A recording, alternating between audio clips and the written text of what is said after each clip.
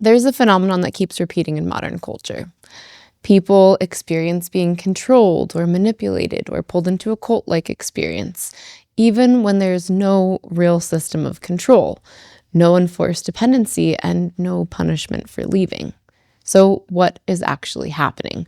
Last week, we took a deep look at the mechanics of cult environments, and today we are going to look at a counterpart to that. The role projection and obsession through a neuroscientific lens play not simply as character flaws or pathology, but as what can only be seen as a predictable nervous system response that is rooted in early childhood wiring. Our episode after this, we're going to go more specifically into nervous system patterns and what sorts of nervous system regulation tools are truly science-based versus woo. So get excited for that one. Because let's be honest, sometimes what looks like power being taken away is actually power being handed over. And when the handoff process collapses, the brain starts to scramble to explain why. Let's take a look at projection and what the brain is actually doing when projection is being experienced. Projection is not a conscious form of deception. I know we've talked about this on multiple episodes. This is a regulation strategy. It is also a psychological mechanism in which the person is not consciously aware they are doing it. To them, it feels real. From a neuroscientific standpoint, projection happens when the limbic system, which is the emotional threat detection center of the brain, becomes overloaded. And the prefrontal cortex cannot maintain a stable sense of self-reflection. We've talked in previous episodes about the importance of metacognition. When somebody goes into projection, what ends up happening is that their ability to operate within metacognition drops out because they are not in that part of their brain. They're in their emotional centers of their brain. In simple terms, first step is that emotional activation is going to rise. Second step is that cognitive regulation drops down, and then the brain starts to seek immediate relief. Think about in previous episodes where we've talked about the distinction between those who naturally self-regulate and those who seek out external either people or objects in order to co-regulate. When we're talking about the brain seeking relief, the brain is typically seeking relief through some sort of co-regulation. Co-regulation can come out in addictive behaviors like co-regulating with alcohol or with drugs. It can also come out in co-regulation with people, or when we talked about how this shows up in early childhood environments, this could be a very intense attachment to a blanket, a stuffed animal, a pacifier that's gone on too long, etc. Even, honestly, mommy. And instead of processing the distress that they're experiencing from the internal place, right, that self-regulation, the brain actually relocates it to something external. So instead of being able to say to themselves, I feel destabilized, or I feel unsafe, or I realize I am craving dependency, the mind actually shifts externally and says, you caused this, you did this, you took something from me. So the projection is the shift away from self and metacognition toward some other person or pattern of cause. What this ends up leaving the person feeling is victimized. Most important thing here is that this is not rooted in objective truth. This is very much about bringing the nervous system back to a state of equilibrium as fast as possible. Example, for a little kid, if their brain determines the fastest way to get back to equilibrium is to cling to my stuffed animal, it will reach for the stuffed animal. If an adult who had that same brain pattern go unchecked to age 40, if they're feeling that instability or that out of equilibrium, they might decide in that moment, even through self-deception, where they may know that's not the right step to take, that they need a drink of alcohol in order to regulate. Is the drink actually helping them do better and be better in their lives? No, but their brain, through a process of trial and error and building up these rules in early childhood, has determined that that is the fastest, most familiar way to get back to nervous system regulation. So I know that that might be challenging for some people to think of, but this is why if you've ever known someone struggling with addiction, sometimes it can be hard from the outside looking in to understand, like, how could you not see this, right? And I mean, even some of the conversation topics we've been unfolding in this podcast, especially over the last month or so, sometimes it's hard to go from the outside in and just say, how can you not put these pieces together? It's like not that challenging of a puzzle. But The problem is because when you're in these patterns, it does feel stabilizing. It does feel like something your brain has run through some sort of logical checklist and been like, yep, story checks out. So it is checking out to the person. And that is why ultimately, no matter what happens, I always have empathy for people that are in these places, even when they are actively harming myself or others, because they cannot see their way out of this. They would, in fact, likely pass a lie detector test that they really believe this is happening. And for that reason, when you're dealing with somebody who's struggling with mental illness or with addiction, you have to find the line between empathy and the boundary, right? And that's one of the most challenging things to navigate. That's something that I navigate daily with my mom. I was telling a client this the other day, there are some years that I've allowed her more access because she has demonstrated the ability to make better decisions. And then there have been other years where I've had to pull back that access to protect myself and my family. But the thing that doesn't go away is the empathy remains. I don't ever feel just straight up angry and resentful toward her.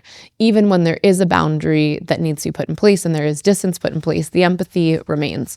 And I think for each of you listening to this podcast today, that is an important thing for us to navigate toward, is being able to have empathy for people who are in struggle, who are in dysregulation, but not let that empathy become something that we allow to be weaponized against ourselves, right? Not let the empathy be a reason that we justify not putting up a boundary or not exercising some type of self-preservation. The next mechanism we're going to take a look at is obsession, because obsession is a different regulatory loop than projection. Obsession is often mislabeled as admiration, loyalty, or intensity. Neurologically, obsession actually functions in a dopamine-based regulation loop, so it does function differently. Sure, can something start off potentially looking like admiration and loyalty? Yes. Can it eventually slip off the edge in intensity and become obsession? Certainly, yes. But true obsession goes beyond admiration and loyalty, and it does have a sort of chemical dependency that is wrapped up in it. So what's actually happening here is when someone lacks a stable sense of emotional regulation, right, that self-regulation, the brain learns to stabilize through external proximity to people, predictable access to people, or some sort of symbolic attachment to people. I know that last week we talked about cult dynamics. Cult dynamics naturally draw people in that seek out this obsessive regulatory loop because they are easy targets, because everything we just described technically are things that they do somewhat on purpose. So each interaction, each message, each moment of perceived closeness with whatever that target is going to produce a dopamine response. And this temporarily quiets the anxiety. It quiets the messages that I'm not enough, or I have to perform better, or I won't ever be loved. So the brain actually learns this person, or interacting with this person's words or their identity or their community, reduces my personal distress. The thing is, this is not actually rooted in commitment and loyalty. The truth is, when people are oriented toward commitment and loyalty, they're very unlikely actually to experience obsession, validation seeking, etc. So this is something that we look at on brain pattern mapping, for example. So if you've ever done brain pattern mapping, when you get to certain scores in the timeline behaviors, this is going to help us see how loyal you are, how committed you are, what your commitment looks like at different stages. Example, are you slow to commit initially, but once you do eventually commit, then you're completely fixated, locked in tunnel vision? Do you go fixated, locked in tunnel vision right away and then eventually overwhelm your system and have to pull out of things, thus looking like you have push-pull commitment? These are all examples. So when we see somebody who is prone toward obsession, they have two markers that are off the charts. It is not challenging to see. And I will tell you this right now, and we've talked about this on previous episodes, this sort of duality between those who are more obsessive and fixated and those who are naturally more self-regulated, distracted, and detached. They tend to attract each other like moths to a flame, right? Because the person who's naturally more oriented toward self-regulation and possibly detachment, they're a great target for this person to want to chase, because whenever that type of person does give their full attention to somebody or something, they're usually very present with that thing, but they can't be that level of present all the time. So imagine it like the sun. When the sun is on that person, it's like, oh, the sun feels so good. It's so warm. There's so much light. But eventually that sun's going to go into something else. Maybe it's a work project, or now it's their kids. And to the person that is seeking out a dependency or this dopamine regulation loop out of that sun, as soon as the sun shifts away, even if the sun shifting away is not harmful, it's not intentional, it literally is just like a natural process of life, because we can't be everywhere at all times, it can start to cause this level of distress that we're talking about. So that is a surefire sign that if you are that type of person I just described, and people tend to get really easily agitated and in their heads and take things personally when you are just kind of reorienting and having to live your life just because that sun went away. It literally is that they are feeling the pullback of your sun or your warmth or your energy or attention, and they're seeing it as a potential threat. So instead of being able to see it rationally, like this person needs to give this sun to multiple people, they're immediately perceiving it as a threat. And what I want to drive home here is that with obsession, not only is this part of this dopamine response system, but there's also implicit expectations that typically only one party is aware of, okay? So in most cases, and I know for a fact we talked about this in the power, projection, and collapse of personal responsibility episode, there's typically one person that's coming up with, and maybe, to be honest with you, when somebody is experiencing both projection and obsession, they're operating in such a deep level of self-deception and arguably some either personality disorder or personality disorder tangential experience that they can't see these things consciously or objectively. So they're not necessarily aware that they're holding this person in their mind to like XYZ expectations, but they've not communicated those things. And I know that I've said this in a previous episode.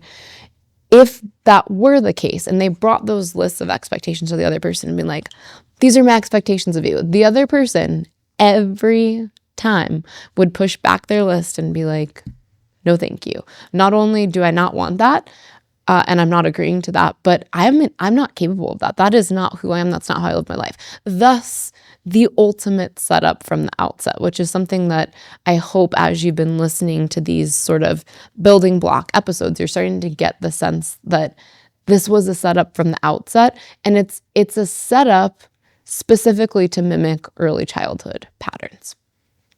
And with that in mind, let's look at some of the developmental origins of where this sort of obsessive projective wiring starts, because it always starts in childhood, literally every time. So one of the things that can happen is in a childhood format, there's often a difficulty sharing belongings.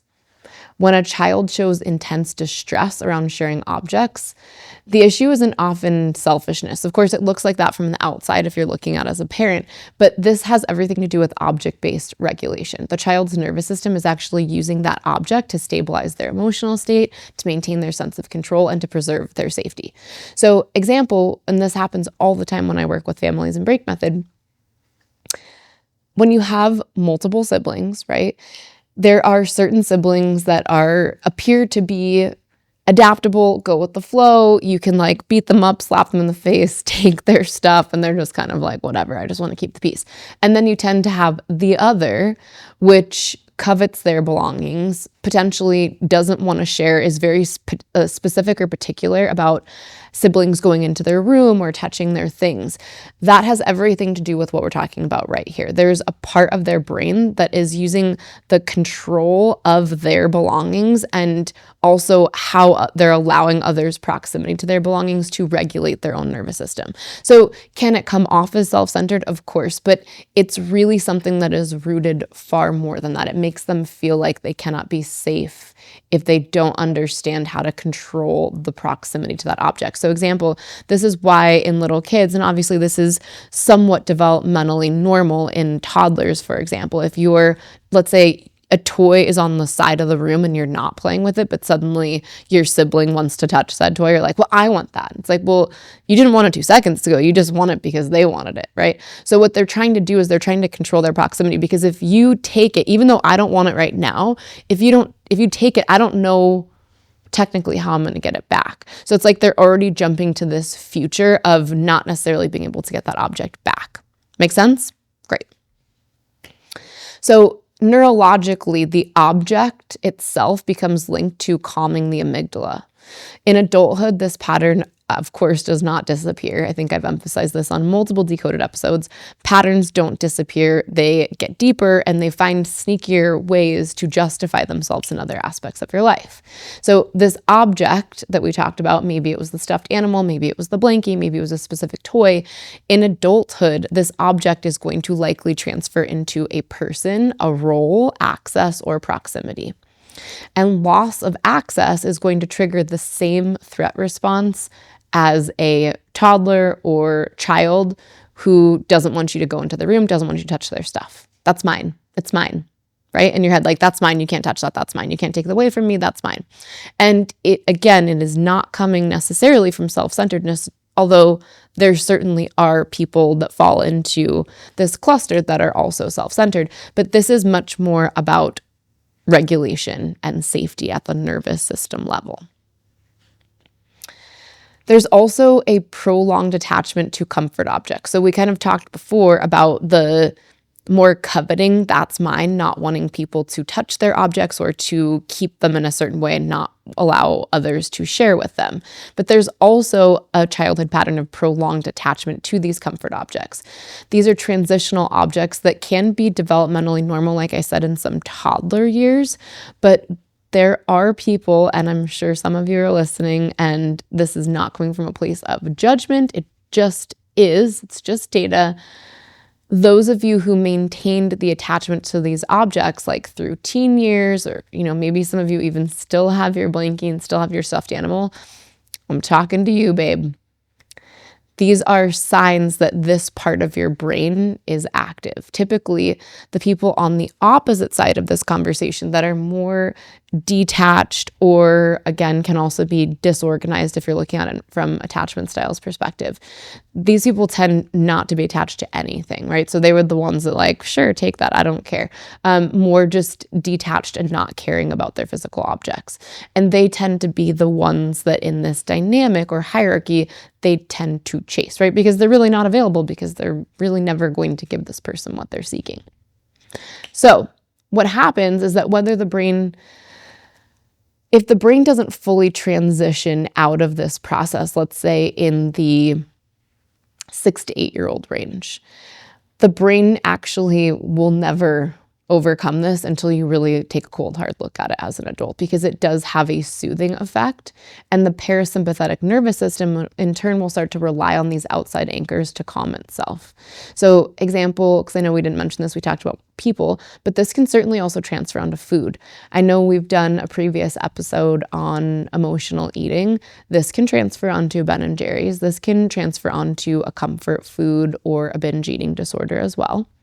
We can do a next episode on that, because it's definitely its own whole episode. As you know, if you've been following along with my podcast, I did not get into the peptide space for human optimization.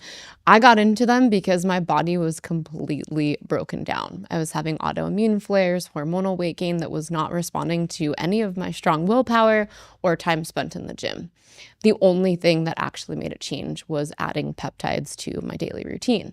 As you know, I am partnered with LEMD so that you don't have to guess where your products are coming from, whether they're black market from China. You can find all of my recommended stacks at LEMD/Bizzie Gold, and LEMD is ELLIEMD.com/Bizzie Gold. And I go deeper into all of my protocols and offer support on my Telegram group, which is also going to be linked in the show notes. Now back to the show.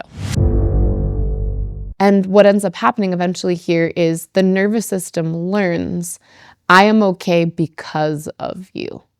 So at that point in the brain, when it makes that leap, it's no longer seeing it as regulation around safety. It's putting it into more relationship terms, which is natural as you get older when hormones are in the mix. So it becomes, I am okay because of you, or because I have access to you or this thing.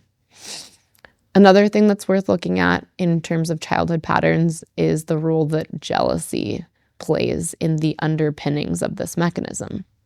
Chronic childhood jealousy reflects a nervous system that is calibrated for relational threat detection, which is the majority of what we're talking about here. Relational threat detection is one of the key components of this. The brain becomes hyper attuned to who has access, who's closer, who might replace. This is a true story, and love these women, but this is a good example. And if any of you have ever had a best friend, and then maybe there's now distance in between, and then your old best friend, or really like your current, but like, older best friend in terms of the timeline, knows that you have kind of a new best friend and you're trying to introduce them to each other. And this doesn't, by the way, what I'm about to say doesn't mean that this is always the case, but this is just a good real life example. Sometimes those meetings don't go well because it's like, oh, you're the new me. Like, are you trying to replace me? And I literally had a retreat once where I had my previous best friend, who was still my best friend at the time. Like, that hadn't changed. It was just somebody that had known me longer than the other person, is a better way to say it. And they knew that they were coming into a situation in which they were meeting kind of the person who was really playing that role in my life in the new location in which I lived. And I'll never forget when they met at the door walking into this retreat, there was this moment where I was like, oh shit, are they going to fight? Like, what's happening right now? And that is that relational threat detection. Like, who's closer? Are you going to replace me? And, this kind of brings into the song, No New Friends. I think it was the DJ Khaled. And I remember at that time of my life, I, arguably had, much more toxic friends than I do now. Not saying that these two women were toxic, but just surrounding me at that time. There were more toxic people around me at that time in my life. And they would jokingly be like, no new friends. Like, we don't accept new friends into our group. And I was kind of the new friend in the group, and they were kind of taking the position like, you're the only new friend, but no new friends. So that kind of shows this sort of jealousy, competition, cattiness idea that they're basically underlying is some sort of scarcity. Like, we can't both have proximity to this person at the same time. So when we're thinking about those of you who have this more inclination toward jealousy, let's just call it what it is, this also wires the salience network to prioritize proximity over autonomy. So this will, instead of being independent and feeling good on your own, your salience network will actually prompt you to try to keep proximity as much as possible. That will feel safer. It will make you feel more worthy. It will make you feel more stable. So what ends up happening as a byproduct is you start to fixate on attention or ways to get attention. And there is a major sensitivity to perceived exclusion. And there's also emotional volatility around any sort of boundaries. Most of you, I'm sure, can think about a time that you were left out of a sleepover. This is another true story. This one's hilarious. So when I was in, this also tells you a lot about my mom. Okay, so when I was in preschool, pretty sure I was in preschool. I still remember the kids' names. This new girl came into my school, and I had kind of like my little group of friends before this girl came. And I think I was probably like the alpha of the group at the time. And I wasn't thinking in these terms, but I think that's basically how it would have been. And this girl moves to town and very clearly tries to take over my group of friends, but tries to do it in a way that very much seemed prompted by her mom. And lo and behold, it turns out they have this tea party and they don't invite me. And for whatever reason, I'm completely blind to this, right? I'm like 4. But this is burned in my memory forever because my mom lost her ever-loving mind. Somehow she had found out about it, and my mom put me in the car. It was so embarrassing. And she drove over to the girl's house and basically got in the mom's face and was like, you think that you can just move here and push my daughter out? Like, I don't think so. Like, no one does this to my daughter. And I was sitting there like, this is so embarrassing. I don't even want to be here. I don't even care about this birthday party. But it was burned in my mind forever because, example, like to me, I didn't care. I wouldn't have known. Even if I went to school and I heard the girls talk about this birthday party that I wasn't invited to, I was the type of kid that literally couldn't have cared less. Probably would have been like, oh, was it fun? Just move on with my life. But my mom is one of these type of people. So for her, it was it like hit this personal wound. Like, you're going to leave my daughter out. I see what you're doing here. You're trying to triangulate and keep my daughter's friends away from her. You're trying to replace her. So this is just an example of how this can transfer into adulthood and then even be played out with your children, which, bless it. It was quite the childhood, my friends. But I think this is important to note because sometimes, let's say you are, as we're unfolding this episode, you're like, oh, I'm kind of like this. I see this. It is important to take a look at how this plays out with your children because typically people like this, children tend to be extensions of you. So example, with my mom, obviously, this was an extension of me and she took it personally when I probably didn't need to know at all. So for something like this, we just want to make sure that we are very aware of how that emotional volatility to boundaries can happen, right? Let's say, well, this birthday party, we only had room for 2 people and we just didn't have room for Bizzie, okay? Like, that could have been true. That could have been a boundary that was respected, but my mom did not respect the boundary and she drove us over there and practically started a fight.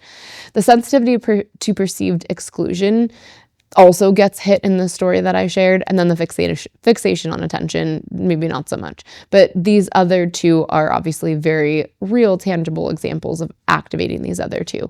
But this could happen through something much more under the radar, like subtle looks, it feeling like you're looking at the signals that it looks like they're getting closer, and like, are they closer than I'm closer with this person, etc. Another thing that we want to look out for is anxious attachment and emotional fusion. And this is what forms when caregivers, especially in early childhood years, are inconsistent with their regulation. So the child learns that safety is unpredictable and that proximity to that person, like the closer I am, the better chances I have of this going well, and that separation from this person equals threat. And from a neurobiological standpoint, this means that the amygdala is overactive. The prefrontal cortex is recruited to monitor others instead of self, right? So it's dropping out, no metacognition available, and internal regulation never fully stabilizes. So authority figures become stand-ins for early regulation. So another thing that we talked about in previous episodes was how this tends to cause people like this to look to hierarchy to essentially transpose a parental figure onto, a boss or a manager or a mentor, etc. From the adult perspective of this wiring, as we know, this persists and then it often gets sneakier, but this can turn into idealization of leaders, mentors, or systems, overinvestment in proximity. So like going way too hard. Example, I think this term has negative connotation, but it's just the word, right? So you've heard probably the term pick me vibes. This is really easy to spot for somebody who isn't like this. And unfortunately, it's a repellent. When I'm in a group and I'm, trying to either like make selections or pick people that, based on a variety of criteria, for example, in Booty, based on a variety of criteria are, I believe, ready to become master trainers based on their leadership qualities, how kind they are to other people, how emotionally regulated they are, how good their practice is from a physical perspective. Those are things that I'm looking to, but one of the things that I have seen often is that if that person has this like, pick me, I would do anything to be here, sometimes I'm being nice here, that almost always gives off the signal that this person is unstable and will eventually be weaponized against you. So I actually find that sort of pick me intensity as repellent, especially now as I get older. If I look at virtually everyone that's caused a major problem in my life, they always started off like that. Literally had some person tell me, but like, you're my Barbie. And I'm like, I'm not a Barbie. I'm literally almost a boy. looking like a girl. Nothing about me gives Barbie vibes. So, that's on me. I excused and moved on from that one and, got bit in the butt later on. But that sort of pick me intensity should be a red flag to you if you are a leader, because that intensity doesn't go well. That usually turns into all the things that we're discussing right now. And that's different than confidence and commitment to whatever that person's trying out for, whatever they're auditioning for or applying for, right? So those are things that I now, especially now, know to be red flags in that sort of dynamic. There's also a difficulty tolerating limits. And if you think about as children, they may always push or find a gray area or find a workaround. If this isn't properly parented, the kid that found a way to get away with this continues to try to get away with this, even when it's completely ridiculous. Like the amount of former employees that I've had with that sort of mechanism at play that clearly just wasn't corrected in childhood is incredible. The limits that are pushed regarding, invoicing, feeling entitled, it really does not go away, and it can get you into serious trouble when you become an adult if it's not handled through some sort of work, whether it's break method or something else. So that comes from that difficulty tolerating limits, because your brain just learns I'm able to push. Nervous system destabilization whenever the access changes, right? That's another key. So this relationship is no longer something that is purely, love or connection or communication. It's something that is deeply rooted in neurological regulation. And when that regulation gets it all disrupted, the brain starts to demand an explanation. And obviously, this is where we kind of come back to last week's uncomfortable AF episode on cult experiences. Because let's say a person like this is fired or is asked to move on. Honestly, you guys, I've seen a couple, like, let's say I were to pick like a random sampling throughout my life. I've seen a couple of people like quasi kind of leave on their own, but almost in all cases that I can think of, all of these upheavals start from people actually getting fired. Like, so from very real boundaries. And the interesting thing that I know we talked about on last week's episode is those interactions are often about, at least on behalf of like me or the company, etc., they're like about as amicable as you can possibly make it. And obviously this sort of thing it's never an enjoyable experience, because you're having to lean on real things that happen. Like no one ever gets fired for no reason. But I mean, I'm sure that can happen in the world in general, but in general, in most organizations, if you are being let go, there is a reason behind it, and it's usually a very justified reason that has a lot of data and evidence that supports it. So if we look at something like this, what often happens is that even if the exit itself is like amicable and, you try to make sure like, hey, like I appreciate your heart, I appreciate your effort, like this just isn't a good fit.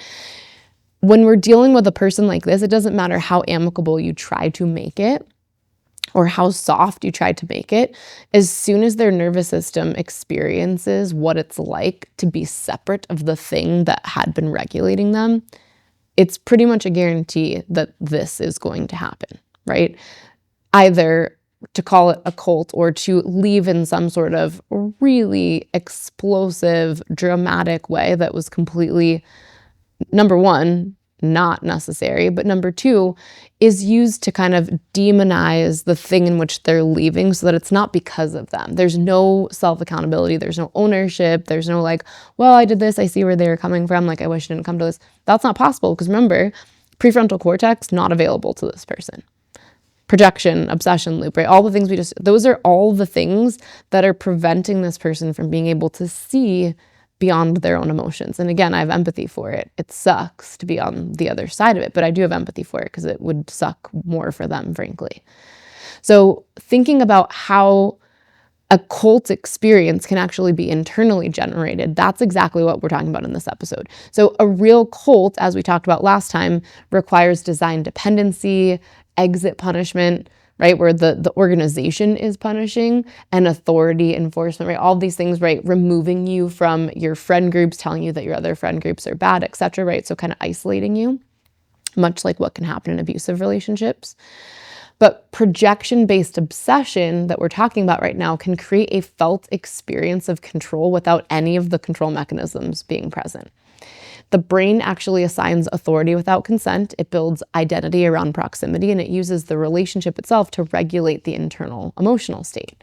And when boundaries start to appear, the nervous system experiences dopamine withdrawal, amygdala activation, loss of regulation. And that state to the person is intolerable. So the brain rewrites the entire story. What was once chosen proximity becomes coercion. And what was once internal reliance becomes externalized blame. And this comes down to a misattribution of power. The reframe that most people resist is that not all power is actually taken. Some power is neurologically outsourced, and that is certainly the case in these situations. And when that regulation is externalized, the brain experiences a loss of access as harm. So calling someone a cult leader might be a way for them to explain away their dysregulation, to preserve their self-image, to avoid having to take any sort of ownership or self-accountability, even to avoid grief or responsibility of the fact that they themselves struggle with self-regulation.